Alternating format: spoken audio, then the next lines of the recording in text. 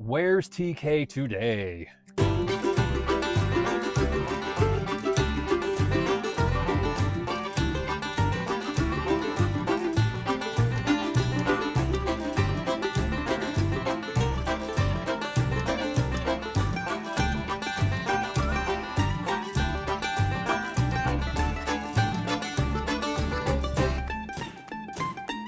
TK today. Where indeed. Another beautiful background. Yep, today we are overlooking the Sedona, Arizona area. All back here, we're in a place called Edge of the world, and it was. But that's all coming in week 7. You'll have to wait for that. This video, we're talking about week 5. Week 5. Week 5 started off by leaving Modesto. Basically, we're all done wrapping up all of our family affairs in Modesto, and we headed south. We wanted to get out of California, so we left kind of late. Where did we end up staying?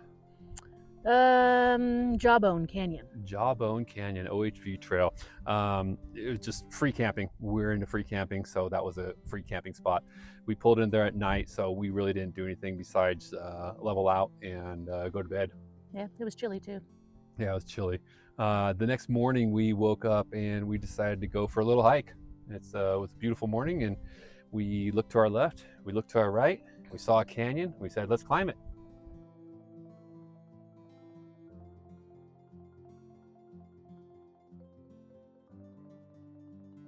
Not sure what it's gonna hold. Hopefully not a lot of water. No, I'm hoping unicorns. We'll be swimming back. Oh, or we could fly the unicorns. Wait, do unicorns fly? Pegasus. Oh, okay. But unicorns would be cool too. Yeah, I wouldn't kick them out of bed for eating crackers. Our little waterfall here. So pretty though, but it's just kind of curved through. Yeah, it's like a mini Grand Canyon. Is it? We put it down there, we get a G.I. Joe doll. Yeah. You could say it's the canyon. It's the Grand Canyon. Nice find. And we are camped way down there.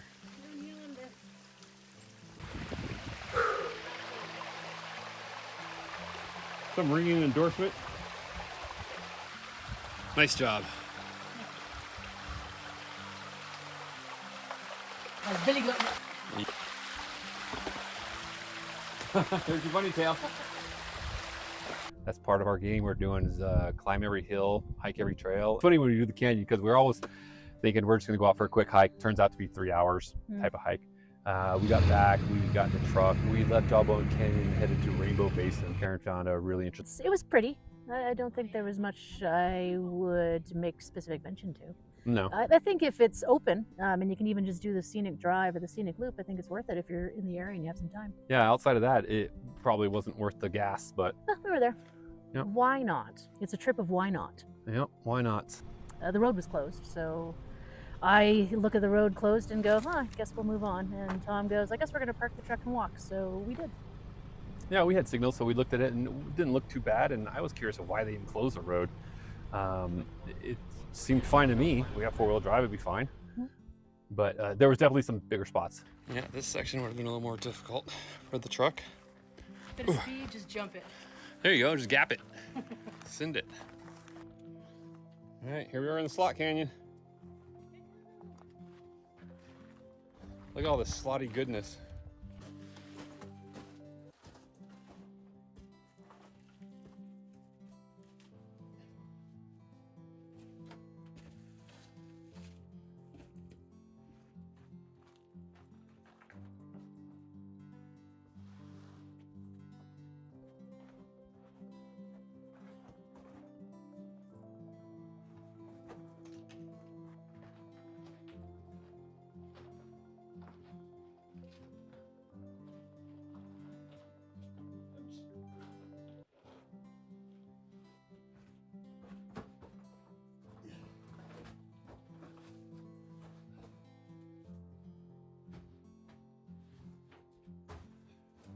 And we left there and went to Hole in the Wall. Yes, in the Mojave Natural Preserve, which is like 2.6 million square feet. So there's lots to see. So if you do go, don't expect you're just going to park and then just go see it all. You have to drive to the different spots. Yeah, it is a big area. There's a highway that cuts through the Mojave. Do you think that bug is getting in this? Maybe. Hey, we have an audience. Interesting, yeah. Down in front. Down in front. That's hilarious. We did the hole in the wall. It's beautiful. It's very interesting. Lots of little holes and nooks and crannies in the wall.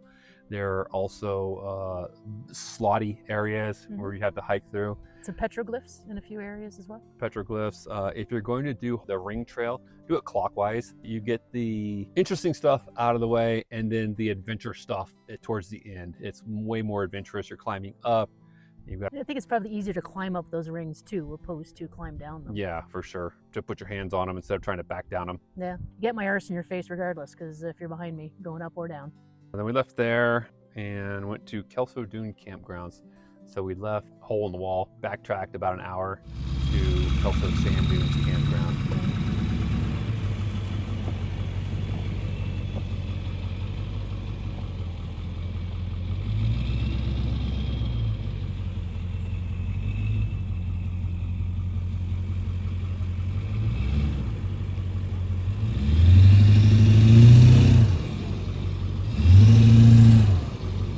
There's a lot of reviews and they didn't get a really good star rating, but we found it quite wonderful. I loved it. I have fallen in love with the desert. As prickly and hard and pointy and sticky as it is, it's beautiful.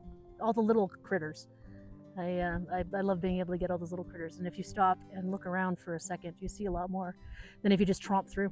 Yeah, there was Karen's quite enamored by the kangaroo rat.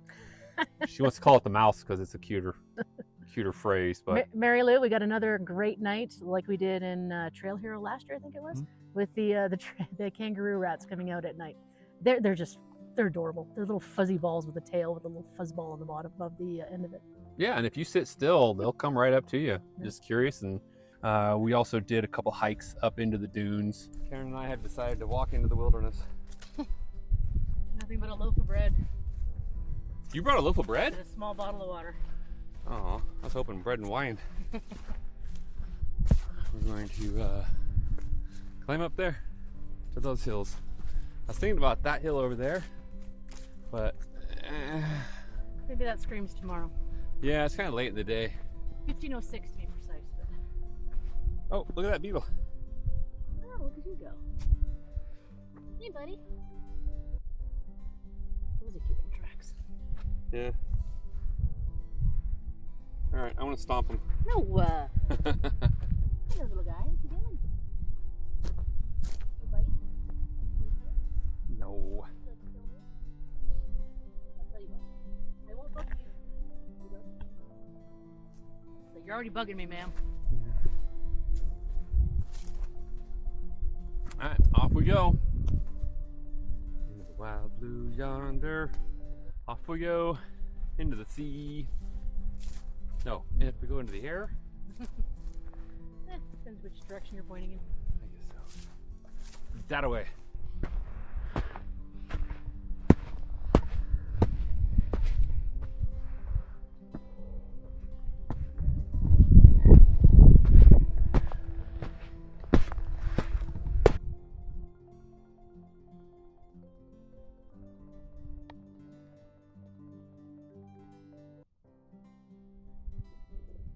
Kelso Dunes are famous for, they're called booming dunes, where there's a resonant frequency between the sand moving on top of moist sand and just the massive amounts of little bitty sounds adding up into a resonant booming, almost a song-like quality. We heard it once or twice.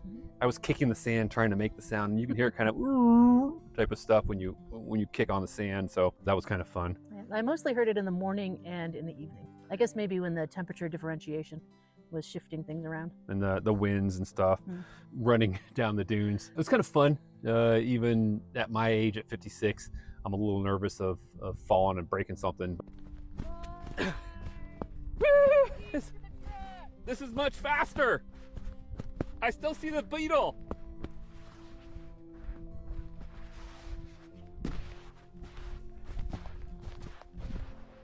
Woo!